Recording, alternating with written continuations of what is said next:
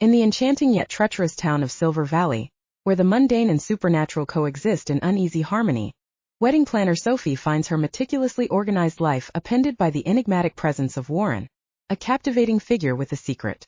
Moonlit Vows, Embracing the Shadow weaves a tale of forbidden love, ancient prophecies, and the transformative power of embracing one's true nature. Sophie, a woman who thrives on predictability, is unexpectedly drawn into the mysterious world of werewolves when she discovers her irresistible attraction to Warren, her neighbor and a wolf shapeshifter. As their passionate encounters intensify, Sophie learns that Warren's clan desperately needs human mates for the survival of their lineage. Torn between her rational mind and the primal desires ignited by Warren, Sophie must navigate the complexities of love, loyalty, and the revelation that she might be destined to join Warren's world forever. Warren, a man torn between his duty to his pack and his fierce love for Sophie, struggles with the knowledge that transforming her into a werewolf will forever alter her life. Their bond is tested as they confront the prejudices of their respective communities and the looming threat that could tear their newfound love apart. Moonlit Vows, Embracing the Shadow is a sultry paranormal romance that delves into the depths of self-discovery, exploring the boundaries between human and wolf, love and sacrifice, and the lengths one will go to protect the one they love. Set against the backdrop of weddings, secrets, and the alluring mystique of the unknown, this novel promises a journey through passion, betrayal, and the ultimate revelation that love can conquer even the darkest of destinies. Chapter 1. Damon Trahan shoved a hand in his jeans pocket and leaned against his black Harley-Davidson breakout. For 3 long hours he'd been standing watch outside the dilapidated bar constructed of cinder block walls, rusted tin roof, and grim desperation. The seedy bar was a well-known hangout for rogue wolves that had no respect for wolf law, making it the perfect place for his suspect to hide. He grimaced as the scent of stale urine and fresh vomit wafted over him, making his stomach clench in a violent spasm. He regretted parking in the dark alley away from the blinding security light, but tonight's mission required stealth, so he'd sacrifice fresh air and comfort. His saving grace from the repugnant odor was the occasional breeze carried on the October wind. He narrowed his gaze on the door, as if willing Raymond Wilson to exit so he could apprehend him. Why any werewolf would risk outing their species to the world for easy drug money was beyond his comprehension. Risky behavior, whether criminal or not, wasn't tolerated by the pack. The U.S. government knew about the existence of werewolves. In fact, some of the military's best soldiers were werewolves. On the other hand, the civilian human population had no clue their species even existed. If humans discovered them, it would be an all-out war. Werewolves would be hunted down one by one until they were eliminated. No one deserved to live their life in fear. No one. His cell phone hummed against his thigh. Gritting his teeth, Damon fished it out of his pocket. "I'm a little busy right now, Barrett." "Damon, we need to talk." Damon bristled at the sharp command of his pack master. Since he'd moved to the natural state, Barrett Middleton regulated his schedule day and night, 24/7. That's what happened when a wolf joined the elite ranks of the Guardians. You gave up your life to protect the pack and watch over civilian werewolves. Damon wasn't complaining. Being a guardian had given him a purpose, a reason to keep going. He was ready to lay down his life for the better of the pack. Their small community of werewolves, located just outside of Little Rock, Arkansas, functioned like a military compound to the human world. In reality, it was a training base for elite werewolf soldiers, also known as guardians. Barrett was pack master over Arkansas, but he still answered to the general and the council. The power was too great for any one wolf to rule alone. A white male shoved the exit door of the bar with such force it bounced against the wall with a bang, and the resounding boom ricocheted in Damon's ears. Country music from the jukebox bled out into the night on the wisps of cigarette smoke. Damon clenched his hands, his gaze never wavering from the suspect. "Can this conversation wait? Your culprit is leaving." The suspect, in his late 30s with muddy brown hair, hurried out of the bar. Dressed in a red flannel shirt and ripped jeans, the man made a beeline for a beat-up blue and white truck. He cast a few nervous glances toward the shadows where Damon crouched. Damon tilted his head back and sniffed the brittle air. His nostrils flared as the familiar scent of wolf hit him. The drug dealer might look human, but there was no denying his scent was all wolf. "I need to go."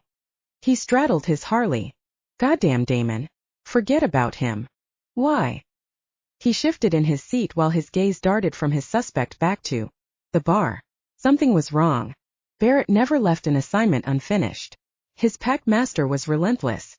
When it came to keeping order and protecting the werewolves in Arkansas, calling off the investigation when they were so close to catching a suspect was completely out of character. Unless Damon was being pulled off the case and being reassigned to another pack. Damon rolled his neck side to side in an attempt to loosen the tension that had suddenly blossomed. Not again. His last pack in Louisiana had thrown him out without warning, leaving him on his own to find another state, another pack, another home. He thought he'd found a home in Arkansas. For once he almost let himself believe he'd been accepted. He'd been a fucking fool to entertain such a thought. Which pack are you reassigning me to? Alaska? Antarctica? The comment smacked of sarcasm, and he winced at the lingering bitterness his words left behind. I don't think you understand. Barrett's tone lowered, the same way a mother might do when she was about to discipline an unruly child. An emergency assignment has come up. I'm putting you on it. Alone. The grimness in Barrett's voice had unease snaking up Damon's spine like a night crawler. He'd never been on assignment alone. Barrett had always put him with at least 4 other pack members. In fact, the other 3 guardians, Zane, Lucien, and Jackson, were probably tailing the suspect and bitching about Damon's absence. One of our females has been abducted. Barrett's voice came out low and laced with deadly intent. Who was it? Damon's lips curled a feral snarl as his pulse raced. Some things were punishable by death, and taking a female ranked number 1. Ava Renfro. The blood drained from his face and pooled in his stomach in a nauseating rush. The rest of the conversation turned to white buzzing noise between his ears. Ava Renfro was the general's daughter. She lived near Jonesboro, and he had only seen her once from a distance when she visited the general over the holidays.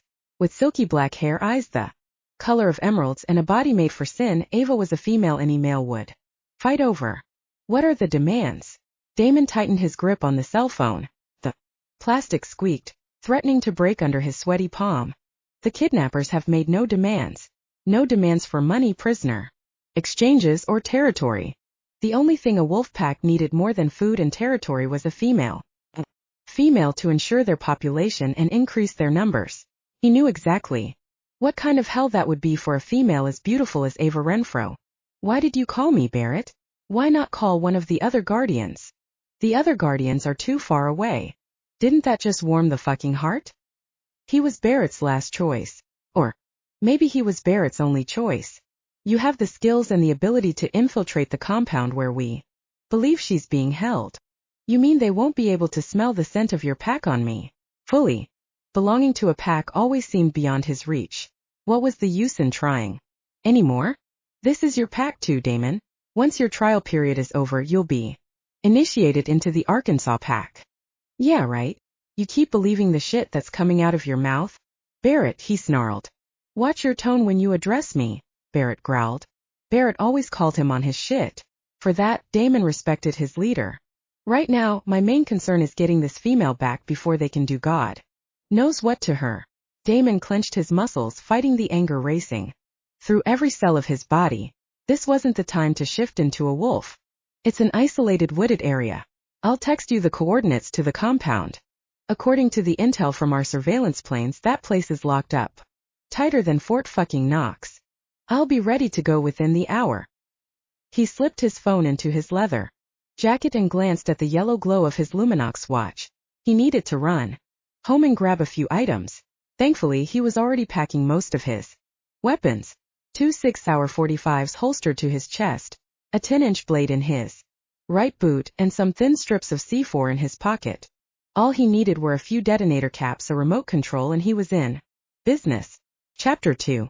Lethargy seeped into the recesses of Ava Renfro's foggy mind and threatened to pull her back into the blackness she was so desperately trying to escape. She'd never felt this tired, so drained of energy, and she wondered if she might have a bad case of the flu. It was too much to fight, and she was sucked back into unconscious oblivion. An eternity later, she pried open her heavy eyelids. She blinked, letting her eyes get adjusted, and glanced around. Cold, musty air stung her nose, and each breath made her lungs ache. A cold sweat popped up across her skin as she gaped at her bleak surroundings. Pushing herself up to a sitting position, she hissed as a deep pain shot through her back from lying on the concrete floor. Where the hell was she? She clamped a hand over her mouth to keep from being sick and focused on taking slow, even breaths. The last time she felt this bad was a few years ago, after a night of shooting tequila. After that, she'd sworn never to touch the stuff again. Wincing from the glare above, she cradled her throbbing head between her hands. An ancient, incandescent light bulb hung overhead, illuminating rusted tin walls that soared upward to a metal-beamed roof. She was in some sort of warehouse. How the hell did she end up in a warehouse? What the hell is going on? She flinched as her voice reverberated throughout the cavernous space. She closed her eyes and tried to calm her racing heart. Think, Ava, think. She remembered getting up at dawn, drinking coffee, and reading the newspaper on the back deck of her tiny country house. Nothing special happened on her noon shift at the Golden Lair restaurant and bar. After that she had gone home. She remembered her doorbell ringing. A shiver raced down to her toes as the next memory came into focus. She'd opened the door to a figure standing on the other side, dressed completely in black. Then she remembered nothing. Her eyes popped open. Icy wet fear trickled through her veins like a winter stream. Why the hell couldn't she remember what happened next? A door creaked open somewhere in the shadows. She jerked her head up and immediately wished she hadn't. Her stomach churned at the sudden motion. Glad to see you're awake, female. The man's deep voice slithered across the room, making the hair on her arms stand up. Who are you? Where am I? Her voice cracked. How did I get here? We brought you here. You're our special guest. His accent was more redneck than southern. Raised in the South, she could tell the slight difference. I think it's time I left. A chill skipped across her heart, hard and quick, like a pebble on a frozen pond. What had happened in the last few hours that she had ended up here alone? It doesn't matter what you want. My family knows I'm gone. They'll be looking for me.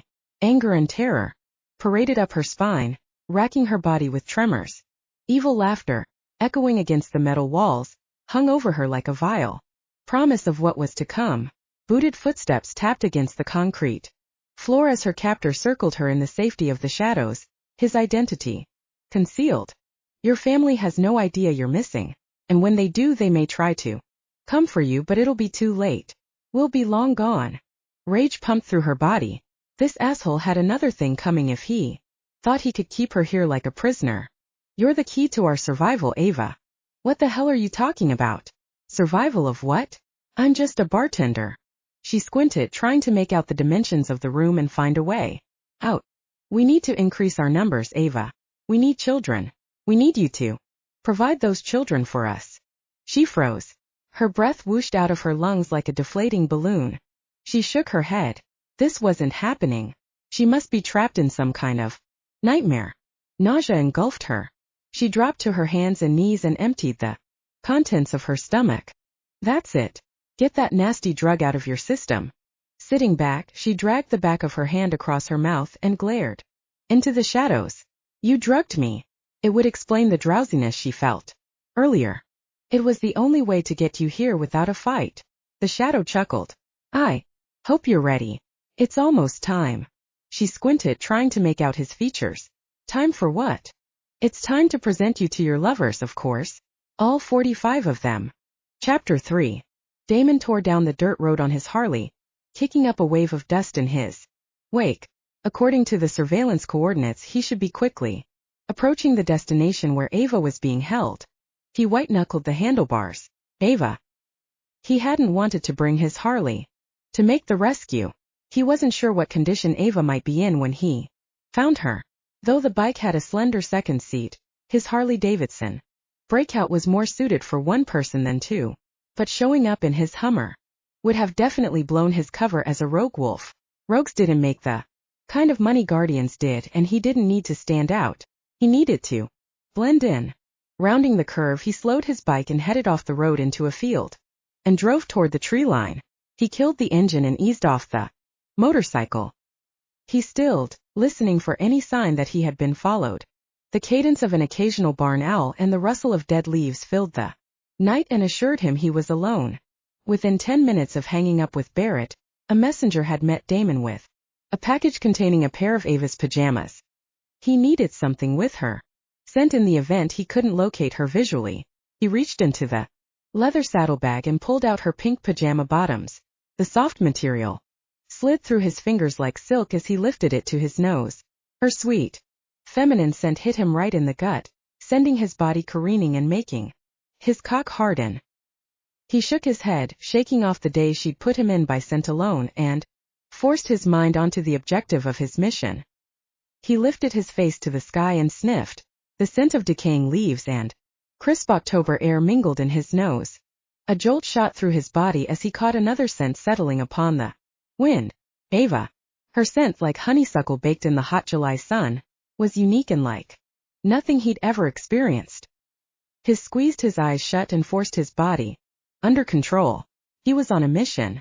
Now was not the time to fantasize. From the aerial map he'd gotten from Intel, the compound where they suspected she was being held was located another 2 miles deeper into the forest. If he could smell her from that distance, she must be putting off some major fear. Pheromones. His pulse sped up as he bared his sharp teeth. Every vile image of what they might be doing to her invaded his mind. He curled his fingers into fists, clenched his muscles, and forced his wolf side under control. First things first. Must find Ava. Her safety was his priority. He walked his Harley underneath a nearby oak tree and flipped the kickstand. With his boot reaching inside the saddlebag, he pulled out a bottle of camouflage scent. He covered his entire body with the masking spray, concealing any odors he might have picked up from being near his pack. The plan was simple. Get in, find Ava, and get the hell out before they both ended up dead. He hit his red and black bandana with a couple sprays before readying it to his head and then slipped on his Oakleys. Despite the darkness, wolves had excellent eyesight and the sunglasses didn't impede his vision in any way. Damon snapped off branches and laid them around the chrome of his Harley.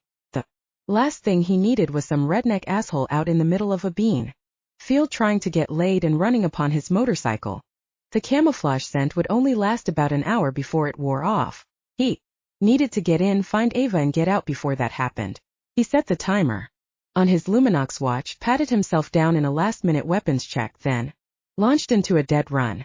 Ava's scent guided him like a ghostly finger, leading him deeper into the thick woods. His feet slammed into the cold, dead ground as he sprinted, dodging low-lying branches. The forest was quiet except for a startled raccoon that snarled and jumped out of his path as he raced through the trees. He approached an illuminated break in the trees and slowed. Keeping his body hidden within the forest, he surveyed the open grounds. Several werewolves in human form congregated around 5 small campfires.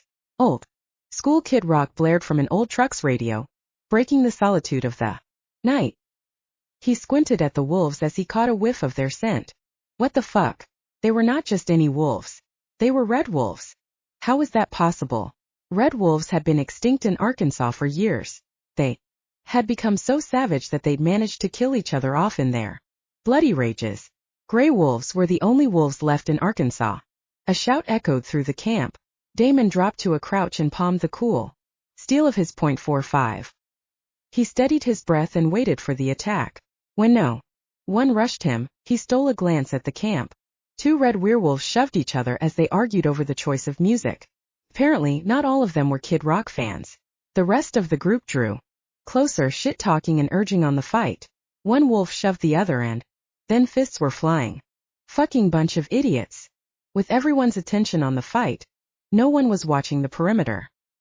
He eased away from the tree line and stepped into the camp, attempting to blend into the group. His stomach clenched as their overwhelming scent grew stronger. He hated having people touch him. What he hated and what he needed to do were 2 different things.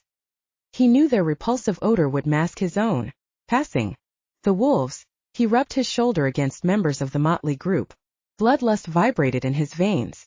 Visions of his past rose up behind his eyes, almost blinding him with rage. It was all he could do not to rip their throats out for being so close. He stepped away from the group and made his way to a pull-behind camper. Kneeling, he pretended to tighten the laces on his riding boots while he slipped an explosive to the underside of the camper. Damon stood and grabbed a beer from the nearest cooler. He leaned against a rusted white truck and took a long drink from the icy bottle. Watching the fighting, he tucked his fingers under the hood and secured the second explosive. He tossed the beer and looked around. He needed to find Ava and get out. Making his way further into the camp, he spotted a large warehouse. 2 werewolves stood on either side of the rusted door, shooting glares at anyone who ventured too close. He raised his Oakleys, made eye contact with one of the large guards, nodded, and then turned his back. "Hey you," the large guard yelled. Damon smirked. He tensed and waited for the guard to make a move. One thing a wolf didn't tolerate was the disrespect of another wolf turning his backs to him. "Hey asshole, I know you heard me." Anger boiled low in his stomach. He wanted nothing better than to jump the guard right there. Get Ava out first. He swallowed his rage and held his ground. "Hey you fucker." Okay, the fucker part got him. Damon turned. The guard deserted his post and now stood several feet in front of him. His greasy brown mullet hung over his thick shoulders, reminding Damon of the movie Joe Dirt. Dressed in jeans and a dirty white wife beater, the guard snarled. Damon slipped his sunglasses up on his head, looked the guy in the eye and gave him the finger. The second guard roared with laughter. "I don't think he likes you too much, Bubba." Anger flashed through Bubba's eyes. He bowed up and threw a punch. Damon dodged the blow and grabbed Bubba's arm and twisted. The guard cried out in pain. He planted his boot on Bubba's back and pushed. Bubba landed with a thick plop in a mud puddle. "What the hell's going on?" A white male in his late 40s came trotting out of the warehouse hoisting a shotgun over his shoulder. His gray hair was styled in a high and tight military cut and his weathered face had more mileage on it than an 18-wheeler. He stopped short when he spotted his guard lying on the ground. "Bubba, what the fuck you doing in the mud?" "He's in the mud because that's where I put him." Damon cocked his head and met the old man's stare. The second guard broke into another howl of belly-splitting laughter. The older man drew his disgusted gaze from Bubba up to Damon. He leveled his shotgun at Damon's forehead. "Who the hell are you?" "Demon." Damon knew better to give his actual name. He was also smart enough to keep it close to his real name in case someone called out to him. "What the hell kind of name is Demon?" "What the hell kind of name is Bubba?" Damon held the older wolf's gaze, refusing to look away. The guy's eyes widened for a second before he barked out a laugh. "What the hell you laughing at, Carl?" Bubba scrambled to his feet. He wiped his face with the back of his hand, smearing the mud and making an even bigger mess. "He don't belong here." He pointed a thick finger at Damon. "Shut up, Bubba. You're not running things here." "I am." Carl continued to glare at Damon. "What pack are you in?" "I don't belong to a pack." Carl lifted a bushy gray eyebrow. "No pack? That means you're lying or you've gone rogue." "The last wolf that called me a liar is wearing his dick for a tie," Damon growled. "Like I said, I don't have a pack." "Then what the hell are you doing here?" "I was passing through and caught the scent of blood. I didn't realize you were having a private party." He nodded toward the fight in the middle of the camp but didn't break his gaze. Carl's thin lips twitched like a rodent's. He lowered his gun. "It's not every day a wolf admits to looking for a fight. These days packs are trying to be more tolerant, more politically correct." Carl spit a thick stream of tobacco juice on the ground. A slimy drop trailed down his chin. "Bunch of pussies if you ask me." "Fuck that. Wolves are animals," Damon snarled. Carl's weathered face relaxed as his lips broke into a smile. "Seems like we're of the same thinking, boy." "Don't call me boy." Carl laughed. All right.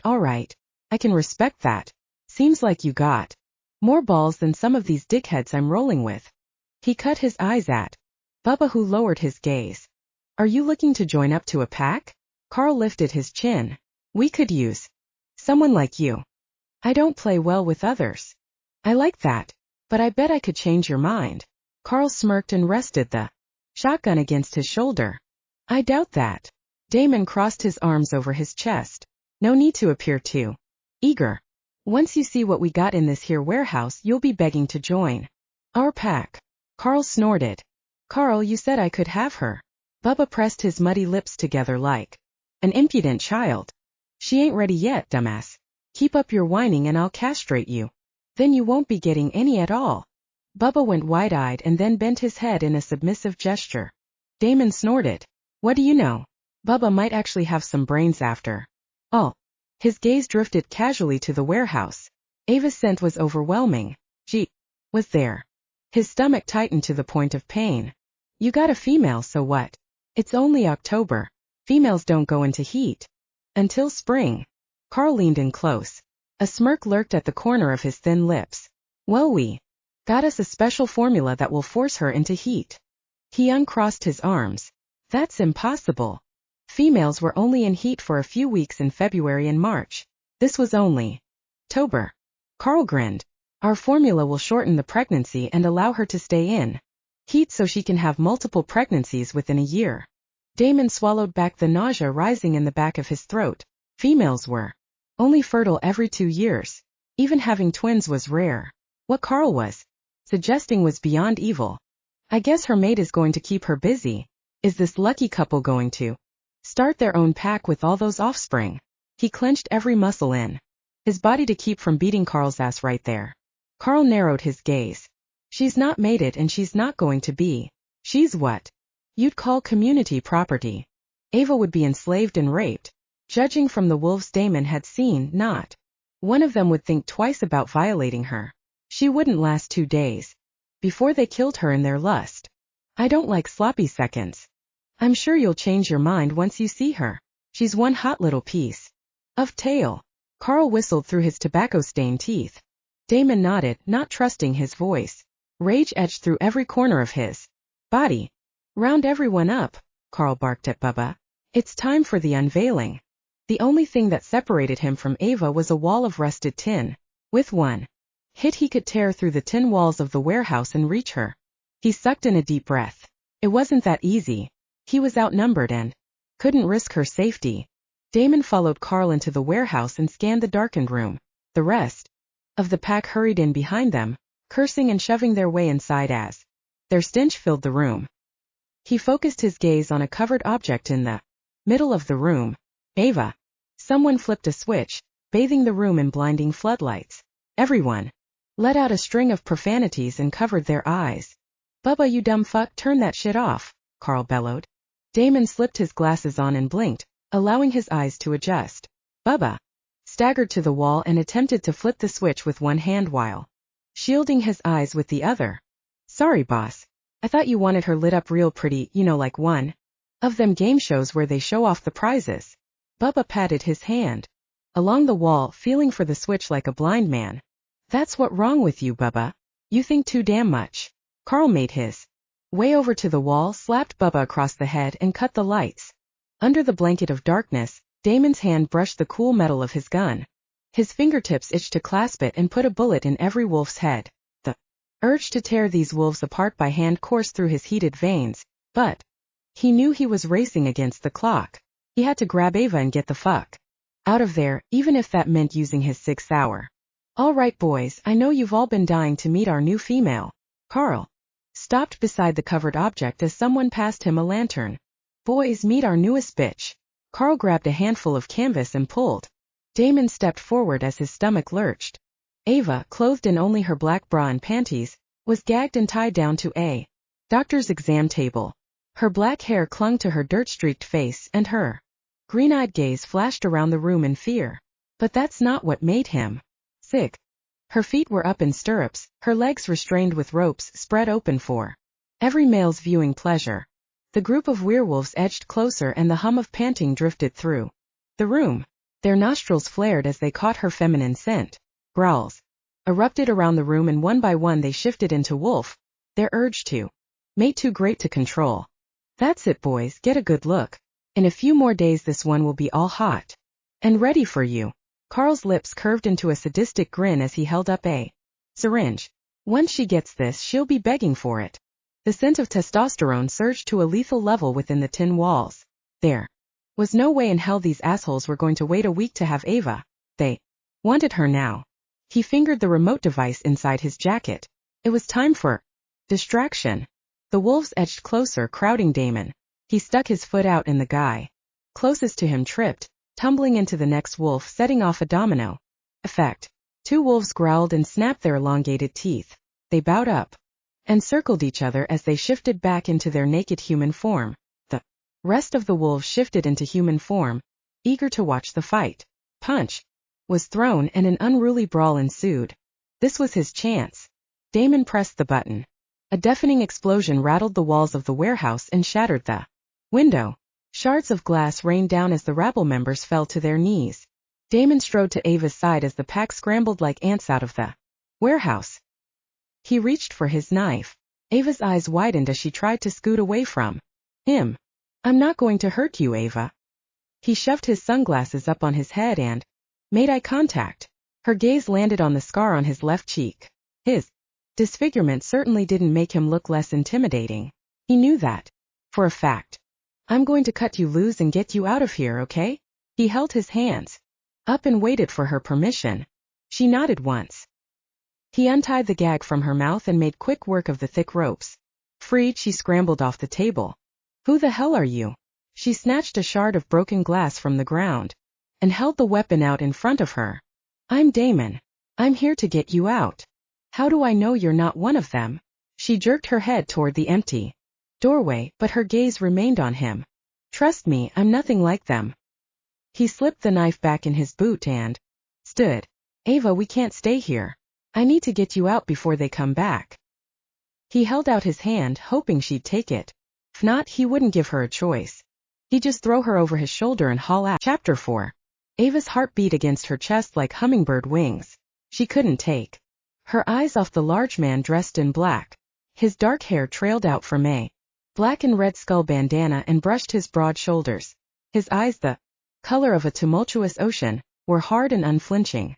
An angry scar ran from his cheek to his jawline, the only blemish on his good looks making him look even more sinister. Damon looked more like the devil than her rescuer. Unlike the others, he hadn't made a move to touch her. And unlike the others, he hadn't done the whole freaky change into a wolf thing. That was a definite plus. A shaky laugh erupted from the back of her tight throat. Surely that really hadn't happened. People did not change into animals. Not in the real world. She must be hallucinating from whatever drug they'd given her. One thing was certain. If she stayed here, they'd rape her and then kill her. When they were done. "It seems I'm low on options." Ava placed her small hand in the heat of his palm. His gaze drifted down to her panties. Her body heated with humiliation. She snatched her hand away and attempted to cover herself with her hands. "Put this on." He scowled and shrugged out of his leather jacket as he averted his gaze. He shoved the jacket into her hands. "Who are you?" She stuck her arms into the warm jacket and wrapped it around her body. It smelled like sandalwood and leather. He didn't stink like the other men. She cringed. Between being sick to her stomach and sweating in fear as she was tied up like an animal, she probably didn't smell any better than her kidnappers. Damon might not want his jacket back if she ruined it with her not so fresh scent. "I'm Damon Trahan. I've been sent to bring you back home." Thank God. The police in Arkansas were really on the ball. She was definitely sending in a donation to their charity this year instead of hanging up on them when they called. He lowered his gaze to her bare feet. "Where are your shoes?" "That asshole took them when he strapped me down." Ava glared and pulled the jacket tighter around her. A muscle twitched in Damon's cheek, yet he said nothing. He headed for the door and peered out. "Fuck. What?" She winced as she hurried to his side, trying to ignore the tiny shard of glass that found its way into the bottom of her foot. She grabbed his arm for balance and dug out the sliver. He stepped away and snarled, "We've got to go. They're making their way back." "Then let's go. They're blocking the road. Our only way out is through the woods. And you don't have any shoes." "I don't care. I'd rather have bloody feet than stay here and let them touch me." She lifted her chin. She would not stay here. "No way. No how." "Just keep up," he growled and grabbed her hand. They ran out of the building, past the frantic men who scrambled to put out the raging blaze with coolers of ice. Damon ran, pulling her along as he hurried toward the forest. She stumbled as she fought to keep up with his long stride. Chaos ruled the camp, but luckily no one paid attention to them. When they reached the protective cover of the tree line, Damon stopped and cast a glance at the camp. Ava jerked her hand free from his hard grasp. She sure as hell wasn't going to Wait around and give those freaks another chance to capture her. She pushed past him and ran deeper into the forest. Briars and underbrush tore at her feet and legs like 1,000 needles. She clenched her teeth and pushed down the pain. Escape was all that mattered. Bloody feet would heal. She would not if she didn't escape. Swamped in darkness, she held her hands out to keep from slamming face first into a tree. Damon's curses echoed behind her, and then suddenly he was running beside her. How much farther? She slammed hard into the bark of a tree, stumbling backward. He caught her before she landed on her ass. Watch where you're going. He steadied her and then shoved her forward. She made it 3 steps and smacked into another tree. This time her ass hit the ground hard. Can't you pay attention? Grabbing her under her arms, he pulled her up to her feet. Despite the dark, she could imagine the impatient scowl stretching across his face. I can't see in the dark, you asshole. Flushed with anger, she curled her hands into fists. What do you mean you can't see in the dark? Of course you can see. He gave her another shove forward. She spun around. Shove me again and I'm going to punch you in the balls. Told you I can't see in the dark. What the hell do you think I am? A bat? No, a wolf. Chapter 5. The words died on Damon's lips as he stared at Ava through the thick darkness. How could she not know she was a wolf? How could that be? Hell, he could smell her 5 miles away. Ava's heady scent was all wolf. Frenzied howls of the wolf pack erupted, raising the alarm that Ava had escape. They needed to go before they ran out of time. He swung her up in his arms. What the hell are you doing? Get your hands off me. She struggled against him, but he didn't loosen his grip. If you want to live, hold on. She froze at his sharp command and then wrapped her arms around his neck. He stiffened under her touch for a brief second before getting his mind back on the mission. Damon sprinted through the forest, dodging trees and low-hanging branches as he headed toward safety, putting distance between them and the howls of the rogue wolves. A little while later, he broke out of the forest and into the clearing of the field. He set her down roughly. Jerk. She tightened the jacket around her and mumbled under her breath. Ignoring the temperamental female, he began stripping the tree branches away from his Harley. A motorcycle? Not just a motorcycle. It's a Harley. Ever been on one? He seriously doubted. It might mess up her hair. No. Well, tonight's your lucky night. He unhooked the helmet from the seat strap and placed it on her head, tugging the straps down. I can do it. She batted his hands away and fiddled with the strap under her chin. Make sure it's tight. He scowled and pulled out her pajamas from his saddlebag. My PJs. She eyed him suspiciously. Put them on. It won't keep you warm, but it'll keep you covered. She turned her back to him, slipping on the thin pajamas as he started the engine. The Harley roared to life, humming under his fingertips like a heartbeat. Placing her hands on his shoulders, she eased on behind him. He held his breath, waiting for her to wrap her arms around him. While his Harley breakout could carry 2 people, it had no backrest. She'd have to stay glued to him for the entire ride. You're going to have to hold on tight if you don't want to fall off. He relaxed slightly as she tucked her arms around his chest and tightened her. He reached inside his pocket and pulled out the remote for the second C4 charge he'd set inside the camp. He pressed the button. A loud explosion billowed out into the inky night, followed by a bright orange fireball that lit up the woods. Hold on tight. He tore down the dirt road and waited for the suffocating feeling to kick in. Whenever he was physically close to someone, her fingers dug into his shirt, and his heart rate quickened. But strangely enough, this time the panic didn't come. When he reached the paved road, he accelerated, pushing the speed until they were flying. He needed to put as much distance between themselves and the kidnappers as possible. At the speed they were traveling, he would have Ava safe at home in less than 3 hours. 30 minutes into the ride, he felt her fingers trembling against his chest. He'd been so busy trying to get her out that he hadn't thought about making sure she was warm. She was going to freeze to death before he got her home. I'm going to pull in at the next truck stop and get you some clothes. No, don't stop. She dug her nails into his chest. I have to get you something warm to wear. No. Keep going. Damn it, Ava, you're going to freeze to death. He didn't intend to rescue her from one dangerous situation only to have her die from pneumonia. If they catch us, they'll take me back. I'd rather freeze to death than go back. The terror in her voice made his stomach ache. Damon, please. Her plea pricked his heart, a place he'd never thought anyone could touch. He tightened his grip on the handlebars. He was going to make it his mission to kill every one of those red wolves for ever daring to kidnap her. We'll be home in 3 hours, but I'll stop in an hour to make a call. I'll get you something to wear then. Can you make it that long? He frowned as the words spilled out. It was going against his better judgment not to stop now. Yes. Her body relaxed slightly against him. He wished he felt the same relief. His instinct, on the other hand, kept telling him this wasn't over. Not by a long shot. Chapter 6. True to his word. An hour later, Damon pulled into a well-lit truck stop. Thank God. Ava couldn't go much further. Her body ached, her legs were numb, and she couldn't stop shivering. Damon parked around the back of the gas station in the shadows and away from the lights. He cut the engine and tried to stand, but her arms were locked tightly around his waist. Sorry. She'd held on for dear life as they raced down the highway. Scared if she loosened her grip for a second she'd fall off, she forced her stiff muscles to unclench long enough to let him go.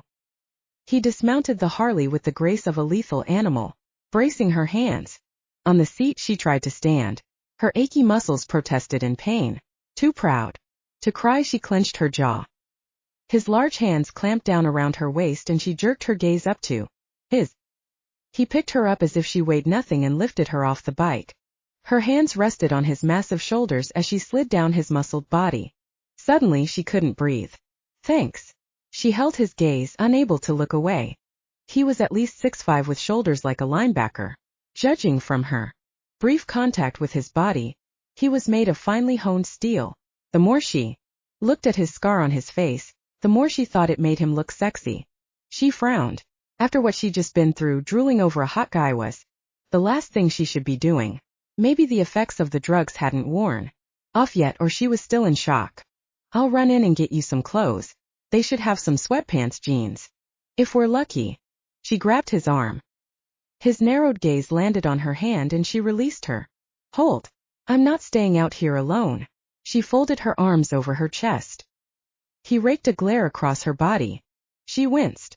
I'll walk in first so you won't have to walk in with me. She dropped her arms and pulled the jacket down her thighs. She knew she looked like hell. At least she was wearing pajama bottoms and not completely nude. Besides, it was late and she seriously doubted anyone would be looking that closely at what she was wearing anyway. He said nothing, staring at her with an intensity that would scare most women. The thing was, she wasn't most women. Look, I know I look awful. I'd be embarrassed to walk in with me too. But I'm not staying out here by myself. She ran her fingers through her tangled hair, trying to make it lay flat. Stop. He pulled her hands away. You're just making it worse. He pulled off his bandana and retied it on her head. It, along with his jacket, wrapped her in his scent, in his warmth. In some small way it made her feel safe. Don't speak to anyone, he growled. I wasn't planning on it. Without a word he grabbed her hand. She tightened her grip as they headed for the front of the brightly lit building. He stopped long enough to scan the area before escorting her through the front door. She nodded toward the bathroom and he released his hold. She kept her head down and made her way across the store toward the restroom sign. From under her lashes she stole a few quick glances around the store. It was fairly busy for this time of night. A middle-aged male cashier was busy ringing up a truck driver while another man waited in line to pay for some beer. Over at the restaurant, a few people were eating while a waitress walked between the tables refilling coffee mugs. At the drink cooler, a couple of teen boys with body piercings were arguing which energy drinks were the best. Thankfully, no one was watching her. She pushed open the bathroom door and cringed as she stepped barefoot onto the tile. She crouched and looked under the stalls. When she didn't see any feet sticking out, she snatched 2 paper towels from the receptacles. She placed them on the floor and skated toward the nearest bathroom stall. Minutes later she stood at the bathroom sink, scrubbing her dirty face with paper towels the color of school lunch bags. She didn't even mind the sandpaper texture against her skin. She just wanted to feel clean again. Ava. Startled, she hurried to the door and yanked it open. What's wrong? He held out a plastic bag. It's clothes. Get changed. I'll stay by the door. So nobody walks in. She pulled off Damon's leather jacket and carefully hung it over the stall door. She cringed as she realized she was standing barefoot on the bathroom floor. She slipped on the long-sleeve gray t-shirt with the words Budweiser sprawled across the front. She ditched her underwear and pulled on a pair of black sweatpants and thick white tube socks. She smiled a little at how ridiculous she must look as she tugged on the black cat boots. She picked up the bag to toss it in the garbage can when she felt something heavy in the bottom. She peeked inside. A brush. Either Damon was very thoughtful or he thought she looked really bad. She glanced at her reflection. She was betting on the latter. Chapter 7. Damon stood in front of the ladies' room door, scowling at anyone headed in his direction. Turned out people didn't have to go so bad after all. He glanced at his watch. 1 more minute and he was going in after Ava. They needed to get back on the road if they wanted to stay ahead of the rogue wolves. The bathroom door squeaked open and Ava stepped out. He sucked in a deep breath as his body heated with desire. Dressed in her truck stop attire, Ava looked nothing less than beautiful. Thanks for letting me borrow it. She held out his jacket. Keep it. He clenched his jaw, reminding himself of his duty to his pack and to her. This was a job. Nothing more, nothing less. Won't you get cold? No, I won't. He narrowed his eyes. Being a wolf, his body temp was higher than a human's. He only wore the jacket because he liked it. He glanced at his watch. We need to get going. When they reached his bike, he pulled out his cell phone. Shit. He gritted his teeth at the numerous missed calls from Barrett. His packmaster was not going to be happy. He hit speed dial. I have Ava. We should be in Jonesboro in about 2 hours. Damon, where the hell have you been? I've been trying to reach you, Barrett thundered. I've been driving like a bat out of hell. Sorry I didn't stop every 10 minutes to check my messages or tweet about my whereabouts. He sneered.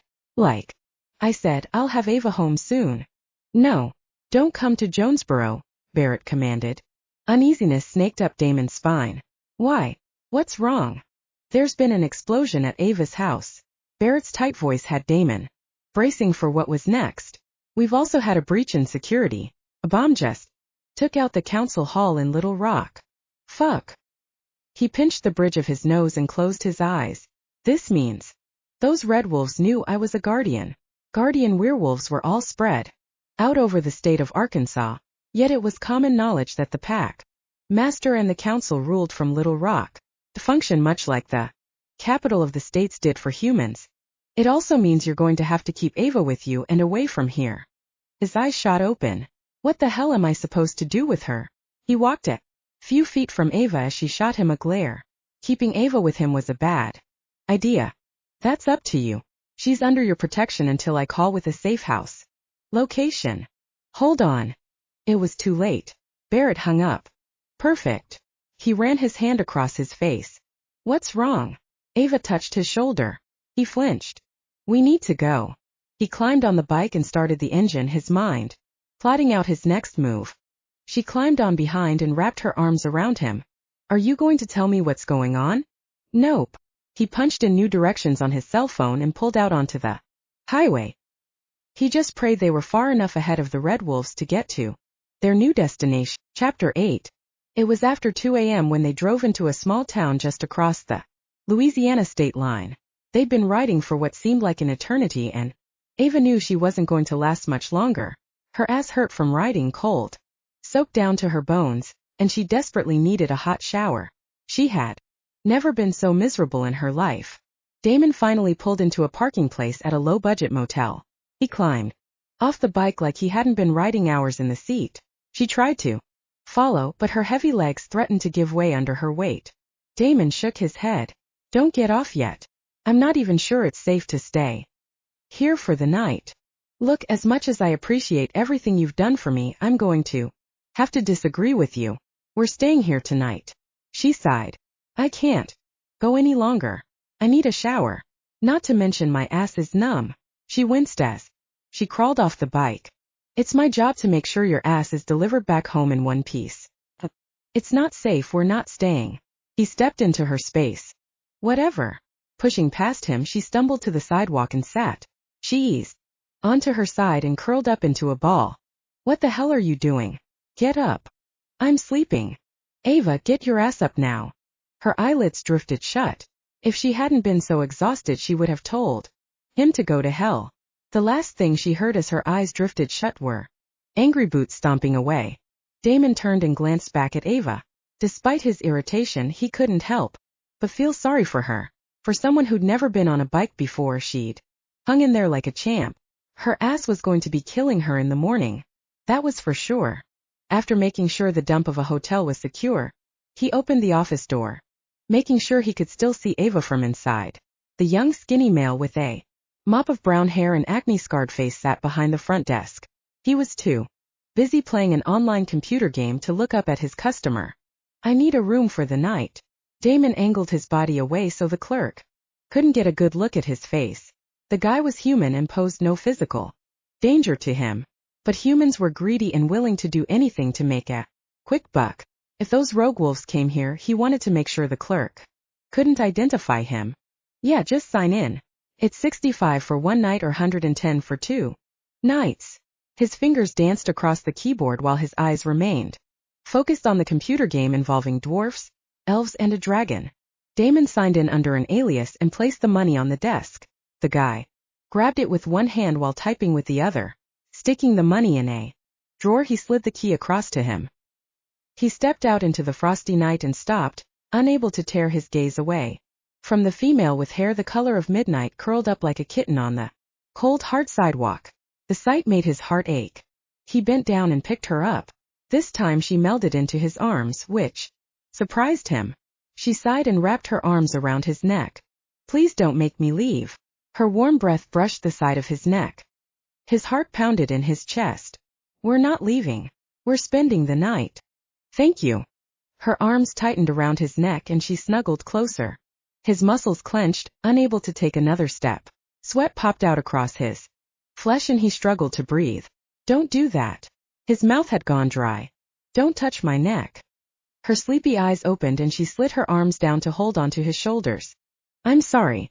Here, put me down. I can walk. He let her slide out of his arms as he set her gently on her feet. He hated that his past horrors still held power over him. Embarrassed, he turned away and pulled a gym bag out from one of his saddlebags. He unlocked their motel door and flipped on the lights. Relief washed over him when no cockroaches scurried across the floor. It may be old and out of date, but at least everything appeared clean. Shit. His gaze landed on the bed. What? There's only one bed. I've got to get the room changed. She blinked at him and headed toward the bathroom. Where are you going? I'm going to take a shower. Wait until I get a different room. She shook her head wearily. I can't. I'm filthy and I'm not going to stay this way another second. She walked into the bathroom and locked the door. He raked his hand through his hair. Great. He checked his watch as the muffled sound of the shower drifted out into the room. Pacing the room, he rolled his shoulders as he waited. He couldn't leave her alone to go get the rooms changed. He'd wait until she was out of the shower. He eased onto the edge of the springy bed, his body weary from the past 2 hours, yet his mind alert for the danger. Mental clarity was part of the job and he was nothing if not all about the job. Being a guardian filled a void on the baser levels and gave him purpose. Some wolves had families, he had his position. The shower turned off and he stood as the bathroom door opened. His heart nearly stopped beating in his chest. Ava stepped out wearing nothing but a towel. She looked up at him and smiled. Her wet hair hung like black silk ribbons across her slender shoulders and grazed the tops of her firm breasts. Her long legs peeked out from the bottom of the threadbare towel. She was fucking gorgeous. He forced his gaze up to her face. She brushed her hair away from her green eyes. Unlike most women, she didn't seem afraid of him. In fact, he couldn't even smell fear anywhere on her body.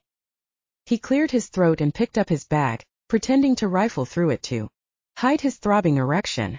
Stay here and lock the door behind me. Make sure it's me before you open the door. Not waiting for an answer, he slammed the door behind him and hurried toward the office. A few minutes later he was back, knocking at the door. Ava opened the door and locked it behind him. There aren't any rooms with 2 beds. We can try further down the road. He kept his gaze on the ceiling. She still had that fucking towel on and he was still sporting an erection. Another few miles on the Harley would give his body time to cool off. I'm exhausted. We'll just stay here. It's no big deal. He grimaced. Despite being a wolf, sleeping on the floor did not appeal to him. He pulled out an extra toothbrush and a tube of toothpaste out of his bag and tossed them on the bed. I could just kiss you for that, she moaned. He met her emerald gaze. Heat flared in his belly and his body hardened. All that lay between them was that skimpy rag. With just one pull, that poor excuse of a bath towel would be on the floor. Before his body could react, Ava turned on her heel and headed toward the bathroom with toothbrush in hand. Chapter 10. My father can pick me up and take me home. It's not safe, Ava. You can't go home. She stilled and her green eyes widened. What do you mean? They bombed your house in Jonesboro and our council hall in Little Rock. Oh God. Did anyone get hurt? She covered her mouth with quivering fingertips. I don't know. Barrett didn't have time to give me the details. He said not to bring you back there and to keep you out of sight until he could find a safe house. She shook her head. I don't understand. Are you saying they bombed the council hall because of me? Because you saved me? Yes. He took a breath. She seemed more concerned about the council hall than her own home. She shuddered. This is my fault. That's not true. None of this is your fault. If you want to blame someone, blame those fuckers who took you. He tilted her chin with his fingertips, forcing her to look at him. Do you understand what they were going to do to you? She blinked back, the tears swimming in her eyes, trying to be brave. He hated to see a woman cry, but he wanted her to be safe. He needed to hear her say the words. Her naivety could get them killed if she weren't careful. Tell me, do you have any idea how much danger you were in or what they were capable of doing? She swallowed with visible effort. Raw emotion scraped past her taut lips. They were going to rape me. He cupped her face in his hand. They were going to rape you repeatedly. No one ever has the right to take someone by force to be chained up while abused over and over again. No one has that right, do you hear me? His tone hardened. He couldn't stop envisioning what those rogue wolves had planned for Ava. It made him want to rip them apart. Their gazes locked, and he couldn't stop the barrage of words spilling off his tongue. Don't ever think any of this fucked up shit is your fault. If anyone is to blame, it's that pack of red wolves. She grimaced. Just when I thought you were back to being normal, you go and make another doggy comment. He growled in frustration. Her warm fingers brushed his scarred cheek. He froze. No one ever touched his scar. I'm sorry. I just find all this impossible to believe. I'm not even sure if what I witnessed back in that warehouse actually happened. The drug they gave me was probably still in my system and caused me to hallucinate. She gave him a worried look. I'm really not trying to be difficult. Don't be mad. I'm not mad, Ava. Her tenderness rocked him to the core, and the warmth of her touch made his head spin. Unable to stop, he leaned closer to her warmth. Alarms went off in his head. He couldn't do this. He wouldn't sacrifice his future as a guardian. He'd lost too much already. His life was his job. He dropped his hands to his sides and stepped back. Immediately he missed her warmth. He wanted his hands all over her. Prove it. Prove what? He rested his hands on his hips as he studied the floor. He better get a grip on his urges before he messed things up for his career. If you're a wolf, show me. She lifted her brow. Or do you have to wait for a full moon? He jerked his head up. He didn't know if he was more irritated or amused. In his lifetime, he hadn't come across another female like her. He snorted. I don't need a full moon to shift. It doesn't work like that. Good. He narrowed his eyes. Fine. But you have to promise not to scream. Okay. I don't intend on shredding the only clothes I have. He eased his tight t-shirt over his head and tossed it on the floor. He didn't miss the way her eyes widened as he shoved his jeans down over his hips and kicked them off. Her gaze landed on black tribal tattoos that circled his biceps. Maybe she was one of those chicks that didn't like tattoos? Wait until she saw the massive tattoo that spanned the width of his shoulders, marking him as a guardian. He closed his eyes. The beast roared to life as he released his self-control, giving free rein to the creature that lived inside. His power surged, knocking him to his knees and heightening his senses. Pain licked through his joints and muscles as they stretched and shifted, accommodating his wolf body. Hair grew and spread over his entire body until his flesh was concealed in a furry pelt. He opened his wolf eyes. Ava stood by the door, her mouth hanging open, her eyes wide with fear. She screamed. Well, fuck. He tried to shift back, but it was too soon. He needed a few minutes. What the hell had he been thinking?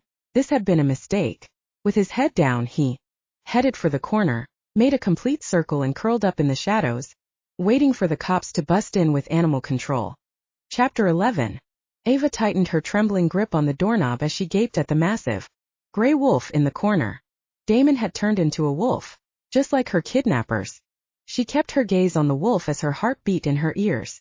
After he walked to the corner of the room, he lay down and curled his body into a tight ball. She could open the door and make her escape before he made it across the room. She could be free of this man who both excited and frightened her. She wasn't so sure she wanted to escape. He may look like her kidnappers, but he had proven by his actions that he was nothing like them. Her stomach fluttered as the wolf's blue gaze locked on her from across the room. If he were going to hurt her, he would have done so by now. Her hand fell away from the doorknob as she took a hesitant step toward the wolf. When he didn't move, she stepped closer until she was a foot away. Crouching down, she looked at the beast staring her through Damon's blue eyes. Damon. She winced. Could he even understand English? Can you understand what I'm saying? He lifted his head off his paws and let out a whimper. She grinned. Maybe he did understand her after all. She held out her hand. His large tongue lapped across her knuckles and she laughed. Gingerly, she ran her fingertips through his lush gray fur. She sat on the floor with her legs crossed, staring at the massive animal in front of her. How was this possible? How could a wolf exist within a man's body? And why did he insist that she was a wolf as well? She stroked his soft head until he belly crawled closer. She held her breath as he put his head in her lap. Hey, watch the snout, buddy. She shot him a glare when his nose came a little too close to her crotch. He lifted his head and gave her a toothy grin. Wolves didn't grin, right? He stood and walked back to the corner. The wolf began to change. His limbs lengthened and his pelt receded until Damon lay naked in the corner. Her lips parted as she continued to stare, unable to drag her gaze away from his nakedness. Damon was perfection, his body constructed of hard muscles, tanned flesh, and a face that would even tempt angels to sin. He eased up to a sitting position, obviously comfortable with his nakedness. Trying to have a conversation while he was completely nude was impossible. She grabbed the comforter off the bed and handed it to him. Thanks. His gravelly voice had her stomach tingling in a very naughty way. She stroked her arm as her gaze traveled over his body. A large wing tattoo, with eyes peeking out, covered the entire span of his back. Black tribal tattoos circled his biceps. His muscled chest had a sprinkling of dark hairs, while his six-pack abs was bare. Right above the comforter, the dark hair started again in a downward V toward his. What does the tattoo on your back signify? Ava cleared her throat and squeezed her eyes shut. She needed to get a grip and stop fantasizing about how big a package the man was sporting. It's the symbol of Pack Guardian. He shifted his intense gaze at her. You screamed. Her eyes popped open. Yeah, sorry about that. You said you wouldn't scream. What did you expect? You turned into a freaking wolf. Not just a regular wolf, but a really big wolf. A freakishly big wolf. She propped her hands on her hips. He ran his large hand across his face. His biceps rippled under the action. She wondered how his muscles moved when he was having sex. Really hot, sweaty, all night long sex. Now do you believe me? What? She dragged her gaze and her dirty mind from his massive arms up to his eyes. Her face heated. He had asked her a question. I was wrong. You're a wolf. You're a wolf too, Ava. That's not possible. I have never done what you just did, my friend. She moved toward the door.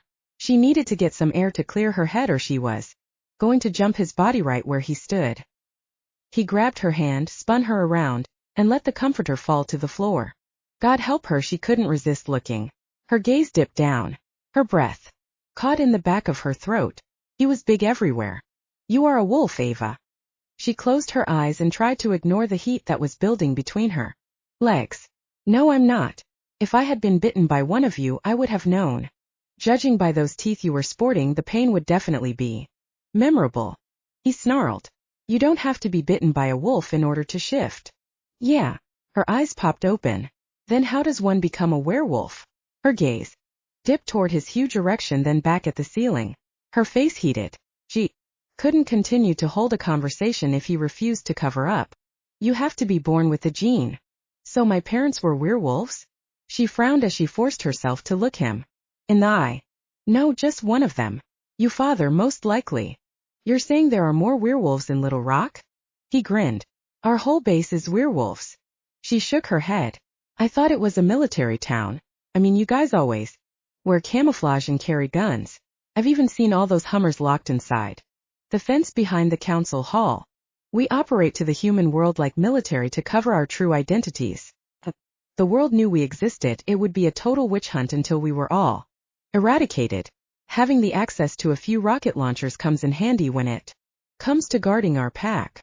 Guarding the pack from whom? Other wolf packs that want what we have. He seared her with his gaze. She shifted under his stare. If I'm a wolf, why haven't I transformed? Shifted. Transform is what robots do in the movies. He really needed to put some jeans on. Trying to have a conversation while averting her eyes from his crotch was hard work. Fine, then why haven't I shifted? How old are you? His eyes drifted down her body like he was analyzing her every curve. She wished it were his hands analyzing her body and not his gaze. How old do you think I am? She propped one hand on her hip and thrust out her breasts. It was her signature pose that men couldn't resist. That's how she gotten through college without having to pay for beer.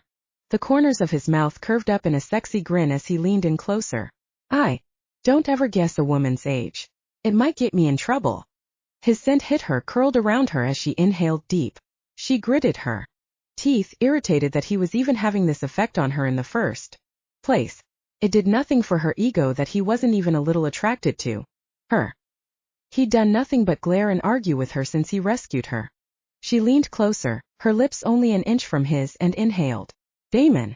Somehow I find it hard to believe you stay out of trouble. Chapter 12. Damon curled his fingers into fists to keep from pulling Ava into his arms and stripping her naked. Females usually kept their distance. But no, not Ava. Instead of heeding the danger and staying away, she leaned in and sniffed him. His gaze dropped to her parted lips.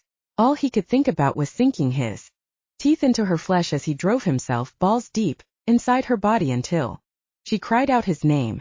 I'm nothing but trouble. It came out as a growl as he leaned closer. She blushed as she met his gaze, yet still didn't move away. His gaze drifted down to her breasts. Her hard nipples pressing against the thin material of the t-shirt made his dick swell and ache. Lust fueled his brain until all he could see and smell was her. His mind went blank, leaving only animal instinct. If she insisted on playing with fire, then he was going to light the match. He wrapped his hand around her waist and tugged her against his chest. His mouth covered hers, dominating and hard, claiming her full attention. He thrust his tongue inside her hot, sweet mouth, kissing her hard and deep.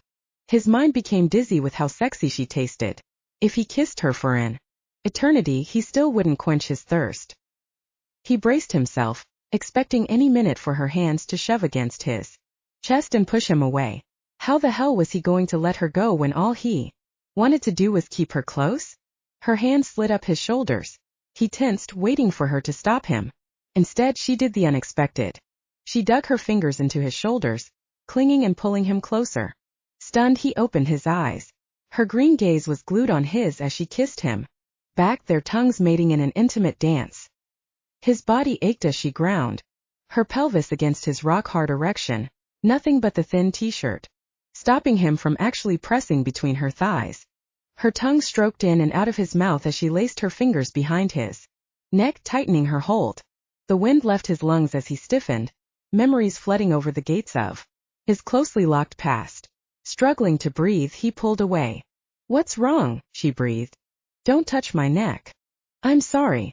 She reached for him. I didn't know. This was a mistake. He grabbed her hand, keeping her at arm's length. He Shouldn't have touched her, let alone kissed her. This whole damn thing was a bad idea. I thought you liked kissing me. Kissing is not all I want to do to you, Ava. I think you know that. Maybe it's not all I want to do either. She ran her free hand up his chest and flicked his nipple with her fingernail. He hissed. Her touch was fire racing across his flesh. He needed space. He needed to clear his head and get focused on his duty. The careless words tumbled out anyway. Baby, your fantasy and mine are completely different. I doubt that. Why did she have to be so fucking beautiful? And completely out of his reach? He shook his head. It's different. You want romance and gentleness. I'm neither of those things. How do you know what I want? Her hand lingered on his chest. Trust me. I am not what you want. It would never work. Their destinies were set by their blood and sealed by fate. Really? Because of your status in the pack, you will be mated to a male who is your equal. And that's not me. Her eyes flashed and she jerked out of his grip. Well, thank you, Einstein, for telling me what I want. It's amazing you and your ego can fit in the same fucking room. Heat sparked off her green eyes and he could have sworn the temperature in the room increased 10 degrees. She stuck her finger in his face. Let me tell you something.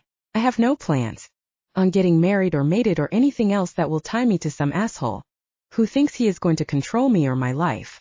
Who I let into my bed is nobody's business but mine. She turned on her heel and stormed into the bathroom, slamming the door behind her. He glanced down. Her tirade had only made him harder. What the hell was wrong with him?